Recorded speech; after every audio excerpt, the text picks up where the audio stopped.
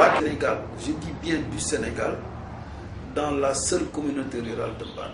Si on exploite judicieusement ces terres-là et si on démocratise la distribution des terres, je pense qu'on peut créer énormément d'emplois pour les jeunes. On peut lutter contre l'exode rural, on peut lutter contre le chômage et la pauvreté, parce que rien ne s'oppose à ce que pendant 12 mois, les terres soient exploitées en continu. Jusqu'à présent, on le fait de manière artisanale.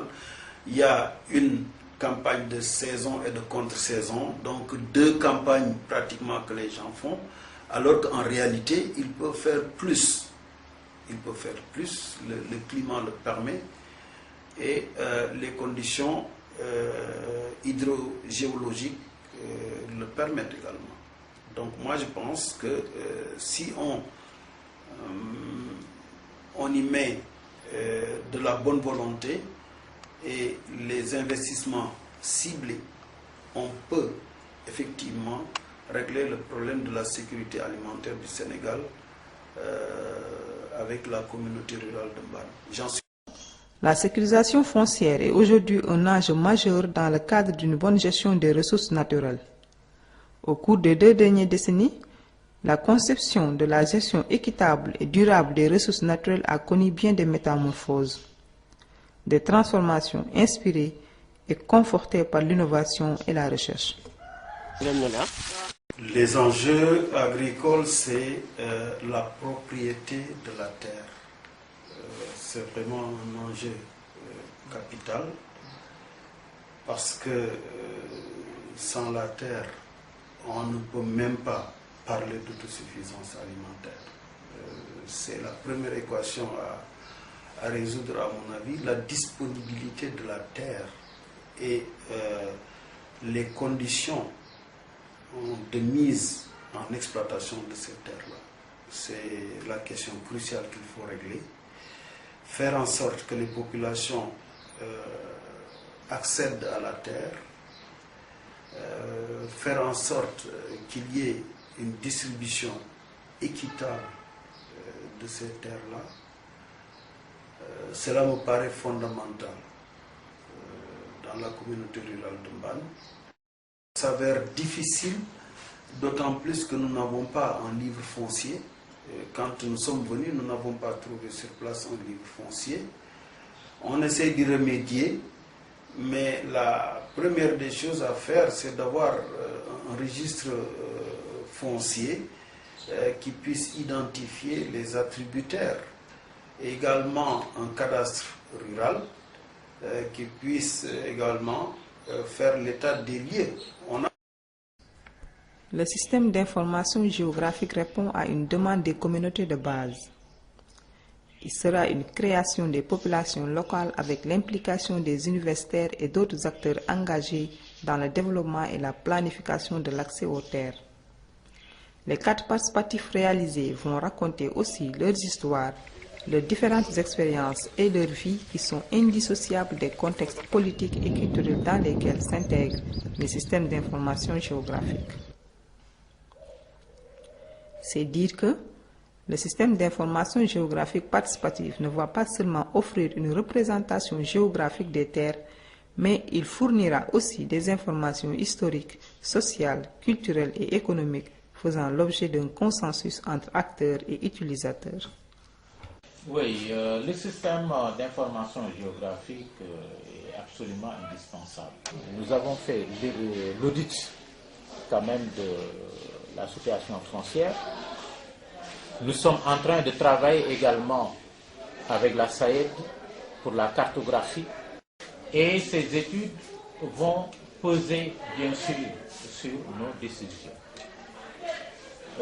Des décisions qui vont passer inévitablement, comme je l'ai dit, par des désaffectations et plus tard par un remembrement, une régularisation en tenant compte quand même d'un facteur extrêmement important auquel nous tenons, c'est-à-dire qu'une grande partie des terres soit distribuée aux populations.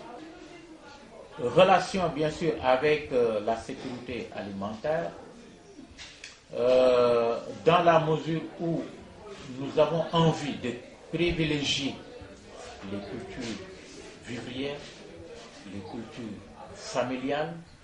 Si quand même les terres sont exploitées dans une vision donc industrielle de production de carburant, etc., je crois qu'inévitablement il y aura un problème avec la sécurité alimentaire. Et notre vision est tout à fait contraire par rapport à cette possibilité. Je pense également que l'université va nous accompagner dans ce travail-là. C'est pour cela que nous montrons toute notre disposition à travailler avec l'Université de Saint-Louis pour monter donc ce système d'information-là qui est obligatoire de les avoir à nos côtés quand même pour prendre les décisions.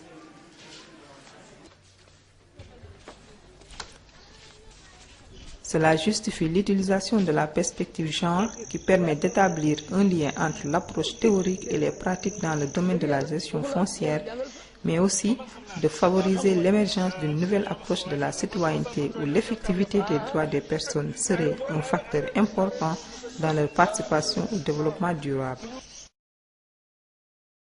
Des questions extrêmement importantes. Les enjeux sont également importants. Mais moi, je suis très inquiet. Je suis très inquiet quand je vois ce qui se développe.